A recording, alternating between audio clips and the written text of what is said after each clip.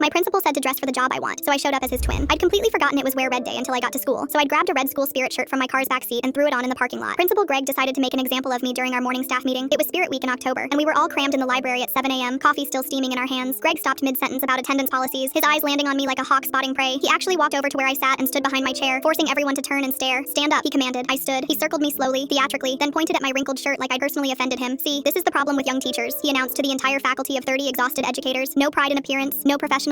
Those wrinkles are putting a bad name on our school. You look like you slept in your car. He smoothed his cheap polyester suit jacket and adjusted his terrible toupee that looked like a dead ferret someone had spray painted brown. My father always told me, dress for the job you want, not the job you have. When I was starting out, I dressed like I already ran the district. That's why I'm principal and you're, well, here. My fellow teachers avoided eye contact, most wearing pristine red outfits they'd actually land. You're absolutely right, Greg, I said sweetly, checking the Spirit Week schedule on the wall. Thursday was Senior Citizen Day. Perfect. I should dress for the job I want. He beamed, thinking he'd gotten through to me. That Tuesday night, I raided my dad's closet for his old insurance adjuster suits from the 90s. They hung off me like curtains, so I spent Wednesday afternoon at Goodwill hunting for accessories, an administrator's briefcase, men's dress shoes 2 sizes too big I'd stuff with newspaper, and ties in various shades of terrible. My makeup artist friend Maya thought I was joking until I showed her Greg's faculty page photo. For Senior Citizen Day, I explained, I'm going as him. She laughed until she saw I was serious, then got excited about the challenge. Wednesday night, she spent 2 hours perfecting the transformation. First the bald cap, painted to match my skin tone with wisps of gray from real hair she'd saved. The liver spots took 3 shades of brown. The salt and pepper mustache was the masterpiece. She hand-laid each hair to match his weird growth pattern, thicker on the left. She added jowls with prosthetic putty and contoured wrinkles around my eyes. I practiced his walk for hours, that swagger where he leads with his gut, arms away from his body like carrying invisible watermelons. I memorized his assembly speeches, academic excellence, stakeholder engagement, data-driven instruction. I bought his exact nauseating green tie with tiny apples on it. Thursday morning, I arrived 30 minutes early. The secretary actually gasped. Great costume. You look just like, oh my god. I'd mastered his throat-clearing habit, that phlegmy sound before announcements. I carried an identical briefcase with fake disciplinary action forms to shuffle importantly. My third graders filed in and immediately froze. Miss Johnson, one ventured, why do you look like a boomer? It's Senior Citizen Day, I said in Greg's nasal cadence, my 2 big shoes clomping on the linoleum, and I'm dressing for the job I want. By second period, word had spread. Kids were gathering in the hallway to peek in. During my read aloud, I kept interrupting myself to check my briefcase and mutter about standardized test scores between pages. The other teachers were dying. Miss Vega from 4th grade accidentally sent Greg to my room to borrow supplies. My students suddenly went silent, the universal sign that a principal was approaching. Greg walked into my classroom just as I was demonstrating proper hallway behavior with his exact waddle. 28 8-year-olds watched as he froze in the doorway, taking in my identical toupee. What is this? Greg's voice cracked. A kid immediately raised his hand. Mr. Greg, I thought Twin Day was Friday. Why are you matching? Another kid squinted at us both. Wait, she really said I'll cosplay as you. That's violating. I turned, adjusting my matching suit. I'm participating in Spirit Week and dressing for the job I want. Your job, specifically. This is inappropriate. You're mocking. Mr. Greg, a boy interrupted. No offense, but she's pulling off your look better than you. Like the hair is actually staying on. A girl added loudly. My mom says men with toupees are lying to themselves and everyone else. The class erupted in giggles. Greg's eye twitched. Another student whispered loud enough for everyone to hear. Why does he look so mad? She understood the assignment. Several parents picking up their kids early stood in the doorway, trying not to laugh. Later that day, the superintendent visited to see how Spirit Week was going. She saw me still in my Greg costume and asked Greg, oh, how nice. You both coordinated for Senior Citizen Day? Greg's face turned purple. This is ridiculous. She's mocking me. Female teachers can't be men. I held up my phone. Can't what? Girls can't be men. Dead silence. The superintendent's face went ice cold. Greg, my office. Now. As he stormed off, she turned to me. Interesting costume choice. You planning on teaching 3rd grade forever?